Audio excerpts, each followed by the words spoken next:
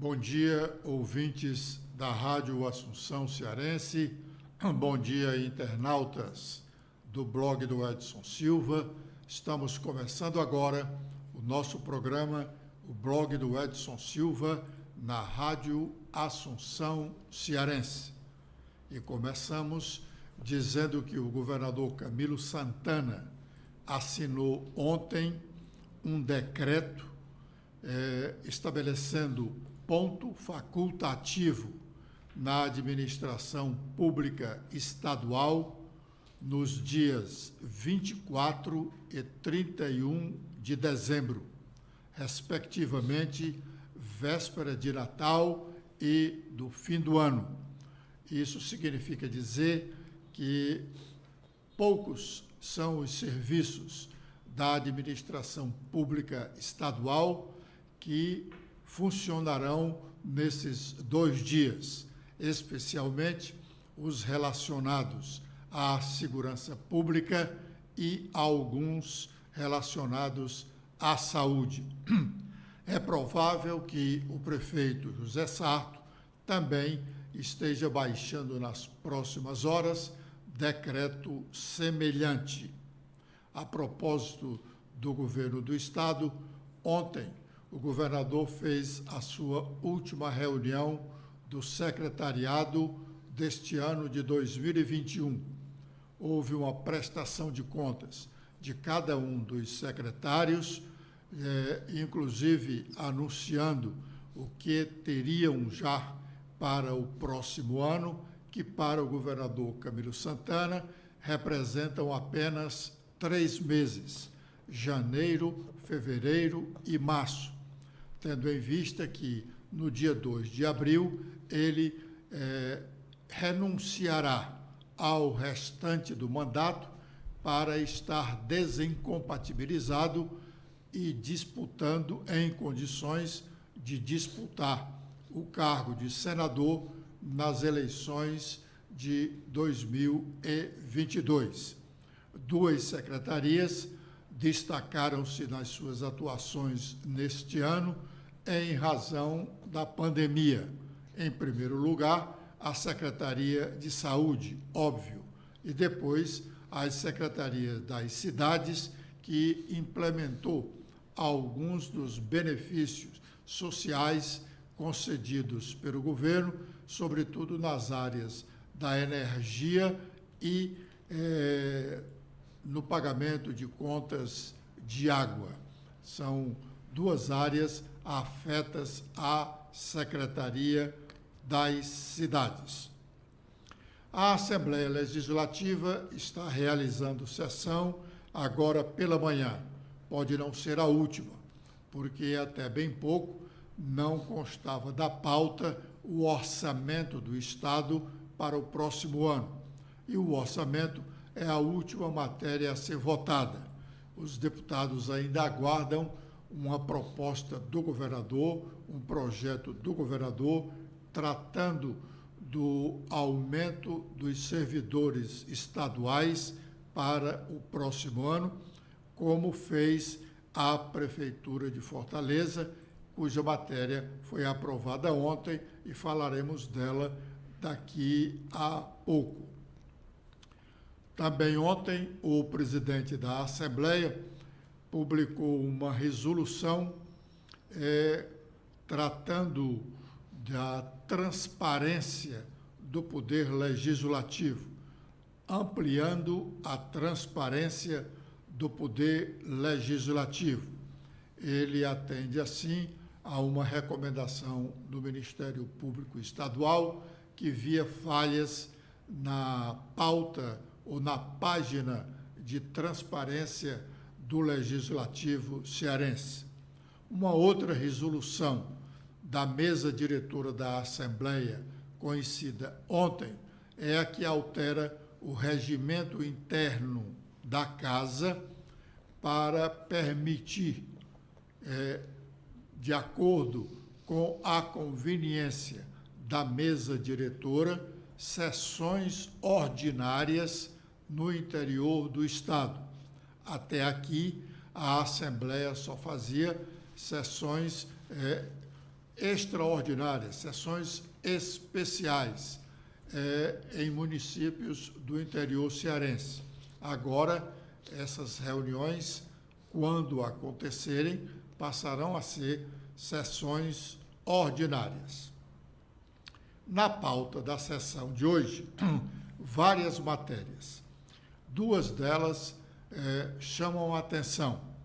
Uma do Ministério Público Estadual, que está criando novas vagas de procurador de justiça e novas vagas de promotor de justiça. Isso, segundo a alegação do Ministério Público, para atender demandas originárias do Poder Judiciário Estadual. O Poder Judiciário, como se sabe, recentemente ampliou o número de varas e, consequentemente, isso implica em que o Ministério Público também aumente o número de varas para a atuação dos promotores de justiça e dos procuradores de justiça. Os procuradores de justiça atuam diretamente no Tribunal de Justiça e os promotores de justiça atuam junto ao juizado do primeiro grau, tanto na capital quanto no interior do Estado. Com o aumento dessas vagas de promotor e de procurador, também foram criadas novas vagas para servidores do Ministério Público Estadual. Isso significa dizer que em breve teremos concurso público lá no Ministério Público. Uma outra matéria que também nos chamou a atenção é um projeto de lei complementar da Defensoria Pública do Estado do Ceará. Essa lei complementar trata de auxílio saúde para os defensores públicos e o pessoal da Defensoria Pública. Além da ajuda para tratamento de saúde, os defensores públicos querem ajuda para medicamentos. Especificamente, diz o texto da lei que o Ministério Público, da lei complementar, que o Ministério Público quer aprovar. Diz lá, é o artigo 66D da nova lei complementar do Ministério da Defensoria Pública do Estado do Ceará. Artigo 66D. Diz o seguinte: a assistência à saúde dos membros e servidores ativos do quadro de pessoal da Defensoria Pública Geral do Estado compreende o conjunto de atividades relacionadas com a prevenção, conservação ou recuperação da saúde, abrangendo serviços profissionais médicos, paramédicos, farmacêuticos, psicológicos e odontológicos, bem como o fornecimento e aplicação dos meios e dos cuidados essenciais à saúde. Me parece que todos os demais servidores públicos do Estado do Ceará não têm direito a esse auxílio farmacêutico, a compra de remédios. Agora vamos saber quais são as nossas manchetes e as manchetes dos principais sites dos jornais nacionais. Letícia. Bom dia, Edson. Bom dia a todos que acompanham o nosso programa desta quarta-feira, internautas do blog do Edson Silva e ouvintes da Rádio Assunção Cearense. Com as atualizações feitas no nosso blog no dia de hoje e também no dia de ontem, sobre o orçamento de 2022. Com críticas e elogios, os senadores comentam sobre esta aprovação. Apesar de elogiar os esforços da presidente da Comissão Mista de Orçamento e o relator geral desse orçamento, o senador de oposição ao governo, Cid Gomes, junta-se a críticas também proferidas pelo senador governista Eduardo Girão sobre o aumento de dívidas para o ano que vem e todas essas medidas que foram aprovadas no dia de ontem pelo Congresso. A regra de distribuição de processos para conselheiros do Tribunal de Contas do Estado do Ceará é mantida pelo Superior Tribunal de Justiça. A primeira turma do STJ negou o provimento ao recurso em mandato de segurança que visava alterar as regras de distribuição de processos no âmbito do TCE aqui do Ceará. A Câmara de Fortaleza aprova o orçamento para 2022, reajustes dos servidores municipais e inicia o seu recesso parlamentar. Outra matéria aprovada dispõe sobre a readaptação de professores por incapacidade física ou mental. Professores protestaram na Casa Legislativa contra a mensagem do prefeito Sarto, pois alegavam que ela retirava direitos adquiridos pela categoria. No mesmo local, no encerramento desses trabalhos, o presidente da Câmara, Antônio Henrique, destaca a aproximação da casa com a população. Entre as principais matérias aprovadas neste ano, Antônio Henrique destacou a manutenção do preço da passagem de ônibus, a ampliação do quadro de profissionais do IJF, além de importantes programas sociais e de desenvolvimento, como o Meu Bairro Empreendedor, Juventude Digital e o programa Nossas Guerreiras. E daqui a pouco vamos mostrar um trecho desta fala do vereador. O retorno da cobrança da taxa de lixo gera embate na Assembleia Legislativa aqui do Ceará. E o deputado Heitor Ferrer afirmou que vai tentar derrubar a taxa na Justiça. Agora, com as atualizações dos principais jornais nacionais, iniciando pelo Estadão, temos em principal manchete sobre os recursos da União. O orçamento enxuga a verba social e privilegia projetos eleitorais. Emendas de relator que irrigam redutos de parlamentares, reajuste para policiais e fundo para bancar campanhas são a prioridade na divisão da verba.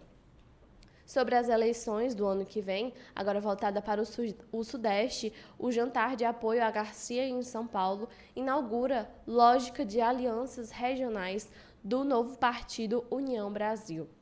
Com os destaques do Globo, a principal manchete fala sobre Bolsonaro. Em baixas nas pesquisas, o presidente faz mais acenos a policiais com reajuste nos salários na Polícia Federal e apoio à autonomia dos PMs. Medidas buscam manter a fidelidade de uma parte relevante desse grupo de apoio ao presidente da República e devem ser usadas como bandeira na campanha à sua reeleição no ano que vem. A coluna de Malu Gaspar fala sobre o apoio a Moro e questões regionais que ameaçam rachar a União Brasil antes mesmo do seu nascimento. Agora, com as últimas atualizações da Folha de São Paulo, o principal destaque é sobre o governo Bolsonaro. Centrão pediu abandono de discurso golpista para manter aliança com o presidente e partidos entraram no governo em seu maior momento de fragilidade, com crise institucional e pedidos também de impeachment. Sobre as eleições do ano que vem, buscas por Geraldo Alckmin no Google aumentaram 350% com a aproximação do ex-presidente Lula. Após o jantar, o ex-governador entrou na lista dos 3 políticos mais procurados na web. A Lava Jato de Moro e Deltan enfrentou decadência. Questionamentos aumentaram com o Vaza Jato e a entrada do ex-juiz no governo Bolsonaro. Muito bem. Os deputados federais e senadores estão em recesso, estão de férias, até o dia 2 de fevereiro do próximo ano. Os parlamentares federais e estaduais têm recesso em julho, do dia 17 de julho ao dia 2 de agosto, e do dia 23 de dezembro a 2 de fevereiro, quando, então, começa o novo ano legislativo. Este de 2022 será o último da atual legislatura. Todos os deputados federais e estaduais encerram seus mandatos em janeiro, no dia 31 de janeiro de 2023.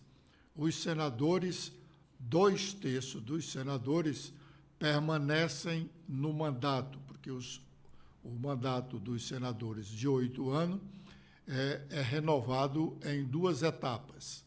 2/3 dos 81 senadores são eleitos em 1 ano e 1/3 é eleito na outra eleição, o que vai acontecer exatamente agora em 2022. Será renovado 1/3 da composição do Senado, o que significa dizer que cada estado brasileiro e o Distrito Federal terá apenas uma vaga.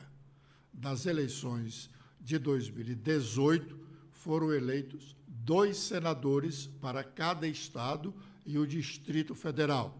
Aqui no Ceará, foram eleitos o senador Eduardo Girão e o senador Cid Ferreira Gomes. Muito bem. Ontem, a última etapa de atuação do Congresso Nacional foi em votar o orçamento da União, depois de uma longa batalha, sobretudo na Comissão Mista de Orçamento. Só no início da noite, já próximo da votação em plenário, é que os parlamentares chegaram parcialmente a um consenso e isso permitiu que a votação do orçamento se desse no Congresso rapidamente.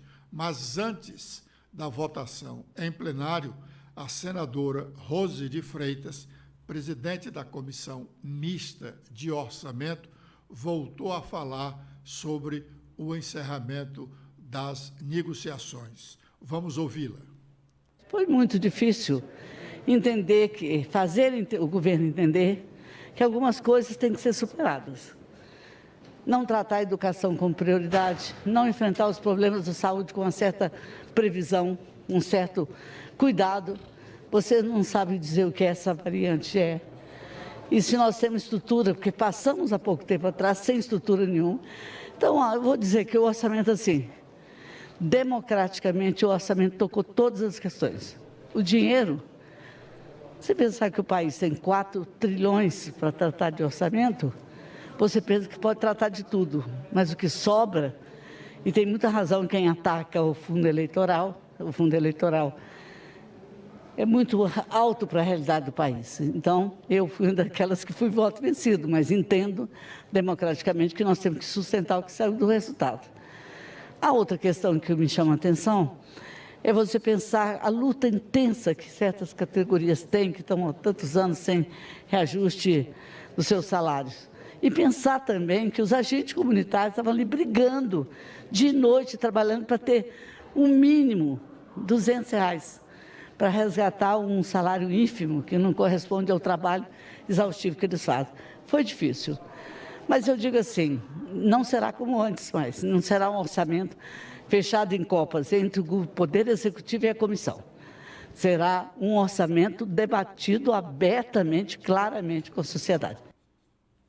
Muito bem. No plenário do Congresso Nacional, no momento da votação dos deputados, a votação é feita primeiro com os deputados e depois com os senadores, todos reunidos no mesmo ambiente. Ontem, porque até então eles faziam sessões separadas em razão dessa história da pandemia. Mas ontem, no plenário, no encaminhamento da votação, apenas um cearense representou o seu partido. No caso, o deputado federal Danilo Forte, que encaminhou a votação do orçamento em nome do PSDB. vamos ouvir o que disse o deputado Danilo Forte. É importante que a gente tenha a compreensão do zelo e do trabalho que precisa ser feito. Primeiro, para avançar na transparência. Segundo, aumentar a eficiência. E terceiro, cumprir os compromissos a qual o orçamento se propõe.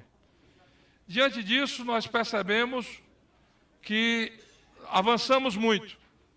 Apesar de todas as dificuldades, conseguimos viabilizar esse ano, e é importante reconhecer o trabalho e o esforço da presidenta dessa comissão, senadora Rosa de Freitas, que assumiu o compromisso em repor o orçamento da educação e que, com todas as manipulações possíveis que foram constituídas, nós conseguimos repor o orçamento da educação. Segundo, a nossa dívida com os excluídos. Num país em que nós temos aí mais de 17 milhões de pessoas famintas, no meu estado eu presenciei cenas de mães de família, mulheres trabalhadoras, que por falta de oportunidade estão se humilhando a correr atrás de um caminhão de lixo para de lá tirar alimento e levar comida para os seus filhos. A viabilização dos recursos do orçamento para garantir o Auxílio Brasil, e eu tive a oportunidade de relatar aqui nessa comissão e no Congresso Nacional, o PLN 26 que garantia os recursos, também foi uma vitória muito importante dessa comissão. E agora nós precisamos prever a condição futura. Nós precisamos preparar o Brasil para o pós-pandemia, nós precisamos preparar o Brasil para a saída dessa crise que tanto nos agarra, nos impede de andar e de evoluir, e de garantir com dignidade o sustento de milhões e milhões de brasileiros. Então, eu acho que é importante que nós possamos avançar na discussão, na votação, na elaboração do orçamento, mas, ao mesmo tempo, um questionamento, deputado Hugo Leal. Aonde nós vamos alcançar a transparência? Muito bem. O povo Essa é a brasileiro manifestação precisa... do deputado Danilo Forte no encaminhamento em nome do PSDB favorável à aprovação do orçamento que, ao fim, foi aprovado. E duas rubricas desse novo orçamento tomaram a maior parte do tempo dos parlamentares federais. Garantir recursos para aumento do pessoal da Polícia Rodoviária Federal, defendido pelo presidente Bolsonaro e só definido no final da tarde de ontem, e o tal fundo eleitoral, o fundão, o montante de recursos para os gastos dos candidatos na campanha eleitoral, próximo dos 5 bilhões de reais. Letícia. Bom, na nota diz que a aprovação pelo Congresso dos valores dos fundos eleitoral e partidário garantiu às legendas brasileiras um montante inédito de recursos públicos no ano eleitoral de 2022. Isso porque um total de 5,96 bilhões de reais ficará à disposição dos partidos para o financiamento das campanhas e o custeio das agremiações. Este valor é a soma das duas reservas financeiras e representa um aumento de 92,5% em relação a 2018 em valores corrigidos pela inflação. A distribuição dos recursos públicos entre os partidos é baseada principalmente no tamanho das bancadas eleitas na Câmara. Com isso, o PSL e o PT ficarão com as maiores fatias dos recursos públicos, 604 milhões de reais e 594 milhões de reais, respectivamente.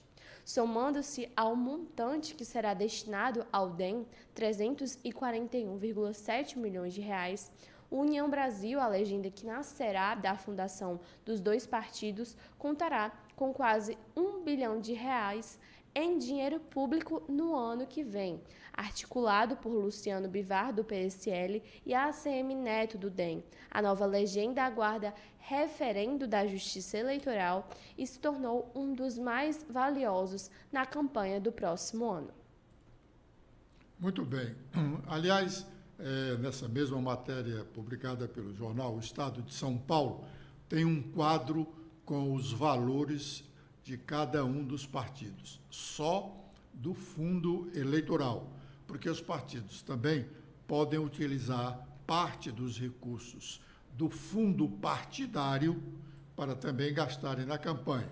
Como a Letícia já frisou, os maiores são realmente o PSL, que com 604 milhões, 10% de praticamente toda a distribuição, o PT com 594 milhões, o MDB com 417 milhões, o PP com 399 milhões, o PSD com 397 milhões, o PSDB com 378 milhões, o DEM com 341 milhões, o PL com 340 milhões, o PSB com 323 milhões, o PDT com 299 milhões, e assim seguem os demais partidos, com o PCB recebendo apenas 3 milhões, o PCO 3 milhões, o PMB 3 milhões, o PSTU 3 milhões, são os que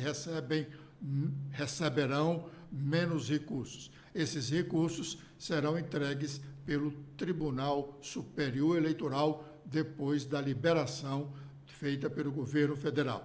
Os vereadores de Fortaleza também já estão de férias. E ontem, na despedida, o vereador Antônio Henrique, presidente da Câmara, se disse satisfeito com o resultado dos trabalhos. Vamos ouvi-lo. Chegou o momento de prestarmos conta com a população sobre as ações que realizamos nesta casa ao longo deste período. Não tenho dúvida de que, mais uma vez, demonstramos a importância dessa instituição para a vida dos cidadãos de Fortaleza através da nossa responsabilidade, trabalho e compromisso público.